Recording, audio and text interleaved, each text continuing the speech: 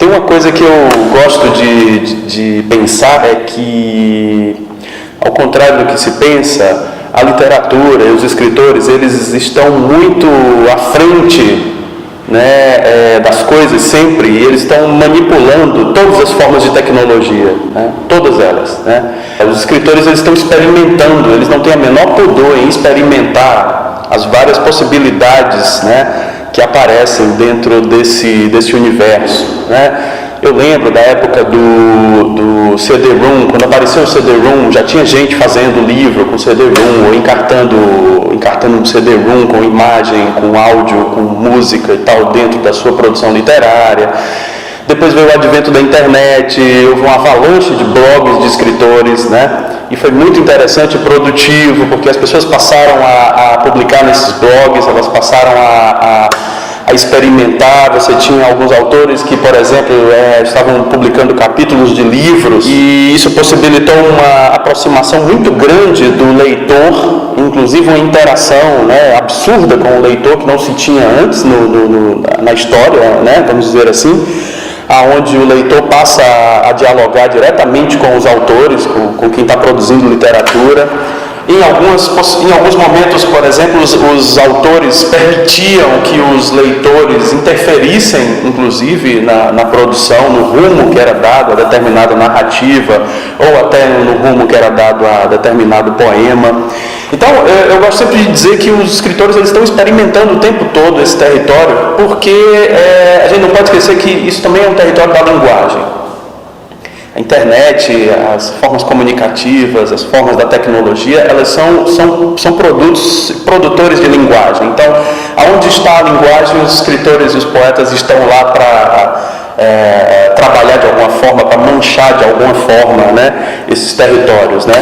A mesma coisa você vai ter, por exemplo, agora, né, depois dos blogs, agora você tem os chamados sites sociais, as redes sociais, né, onde o nível de interação agora é imediato, instantâneo, né, você pode acompanhar o Twitter, ou o Facebook, ou o Tumblr, sei lá, do seu escritor favorito, do seu poeta favorito, você pode tirar informações, né, num imediatismo fantástico, né, coisas que você não via de forma alguma dentro de uma tradição da literatura. Nesse ponto de interação e de comunicação, acho que a gente vive um momento fabuloso, né? E as redes sociais e todos os dispositivos, né, criados pela tecnologia, principalmente essa tecnologia voltada para a internet, eu acho que elas facilitaram e abriram uma porta a um universo fantástico. Apesar do que a mudança na forma de escrever, ela não foi tão grande, né? A gente não pode dizer que a internet ela modificou a maneira de escrever. Nós continuamos escrevendo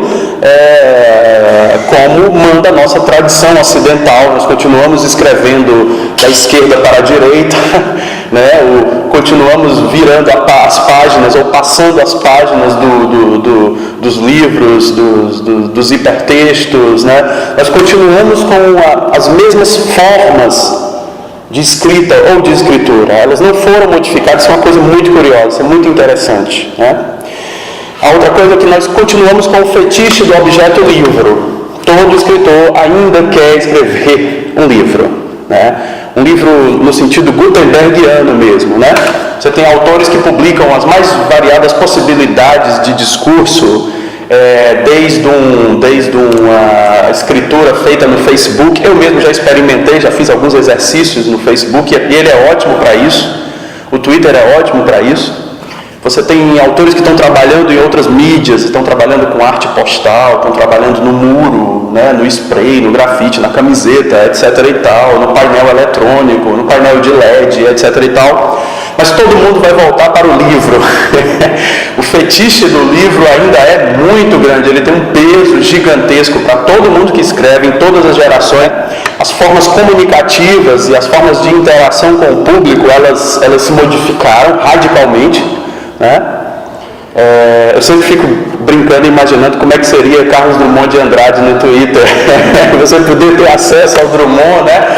E você comentar uma postagem do próprio Drummond, né? Mas os deuses escrevem, né, torto por linhas tortas, deixa as coisas como são, né?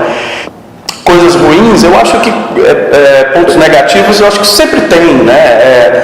Sempre vai existir o cansaço, o excesso de informação do leitor com o escritor. Essa interação vai gerar um excesso enorme, né? Vai gerar uma proximidade onde algumas rusgas, algumas pontas, né? Você pode ferir demais essa interação. Você pode descobrir de repente no seu escritor um cara chatíssimo, um grande reacionário. Você pode perceber um lado pessoal dele que desagrada demais, né? Isso é fruto, é uma coisa natural, é um fruto da interação. Sobre a questão do plágio, eu acho que isso é uma coisa normal, sinceramente, porque o território da internet, o território dos sites sociais, né, a rede, ela é um território livre, ela é um território do descontrole, né?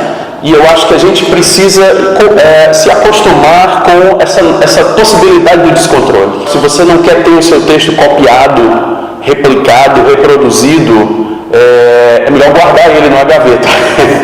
Se você coloca o seu texto lá, se você se expõe, você está exposto a ter o seu texto apropriado, tomado, reproduzido, copiado de alguma forma errada, entre aspas, equivocada, né? Por exemplo, nós estávamos conversando aqui sobre as falsas citações, né, dos escritores, né, que circulam como memes, né, são os chamados memes e tal, e o Machado de Assis reclamando da internet e tal. Eu acho isso, particularmente, eu acho uma graça, eu acho curioso demais, eu acho interessantíssimo até. Eu sou completamente despudorado com relação a isso. Como é Clarice Lispector, Caio Fernando Abreu, que são as grandes estrelas das falsas citações e tal. Como diria Clarice Lispector, pau que nasce torto nunca se endireita. Não viaja. Fatinha, essa frase não foi da Clarice Lispector, não. Isso é de uma letra do Elton. Eu vejo a vida melhor no futuro. E eu vejo isso por cima de um muro de hipocrisia que insiste em nos rodear. Ô, Maria de Fátima, isso daí é do Lulu Santos, não é, da Clarice? É agora que eu vou meter a cara no estudo, tá ligado? E vou virar o quê? A próxima Clarice Lispector do Brasil, Mas é interessante também, vamos pensar as avessas, vamos pensar do outro lado. Vamos pensar que uma pessoa nunca ouviu falar de Clarice Lispector, de Caio Fernando Abreu, e de repente ela adorou a citação desse cara chamado Caio Fernando Abreu, e agora essa pessoa vai atrás do Caio Fernando Abreu, né? Vamos pensar desse jeito também, né? Tem um lado nosso que acha um desrespeito enorme, né? Tem uma certa moralidade com a literatura, mas tem um outro lado, assim, particularmente falando, que eu adoro essa brincadeira, né? Adoro. A pessoa que nunca ouviu falar de Clarice Lispector vai atrás, adorou a citação da Clarice Lispector, né? O amor é tudo na vida, nada a ver com a Clarice Lispector. E eu acho que é uma forma de aproximar até o leitor mais desavisado, né? O leitor que não conhece, ou o leitor que está iniciando, e é a forma de aproximar com a Clarice, com o Caio Fernando Abreu. Tem gente que não concorda isso, tá? Eu queria deixar claro, gente que acha isso um absurdo e tal, mas eu adoro esse lado divertido, esse lado mais lúdico, né? Que tem essas redes e esses sites sociais, na verdade. Eu acho que é uma aproximação com o público. Claro, você faz circular e faz circular e contagia as pessoas com Clarice, com Caio Fernando, com Milô Fernandes, com Machado de Assis, reclamando da internet, por mais absurdo que seja. Isso é muito bom, eu acho fantástico, né? Mas é interessante voltando ao que eu estava falando, colocar o discurso dentro de um território de descontrole, né? E as pessoas têm que ficar claro, as pessoas têm que ficar cientes disso, que as redes, elas são esse território do descontrole. Como nós vamos manipular, se nós vamos acreditar ou não nele, né? Se nós vamos respeitar ou não os autores, né? Se nós vamos nos apropriar ou não do texto do fulano, né? Isso aí já é outra coisa. Isso aí é uma ação muito particular dos sujeitos, né? Antes da tela, do sujeito que está antes do computador, né? Aquele sujeito fora do mundo virtual. Aí depende dele, depende de nós, leitores de Clarice, se nós vamos respeitar ou não. Mas aquele território, ele é o território realmente do descontrole, do difuso, né? E eu vejo isso como um lado muito bom. Eu vejo muito bom, óbvio, você tem alguns absurdos, você tem coisas tenebrosas e tal, mas eu vejo como algo muito bom. Eu acho que nunca antes, assim, nunca antes na história desse país, desse planeta, como diria o companheiro lá, né? Você viu uma circulação tão intensa de informações.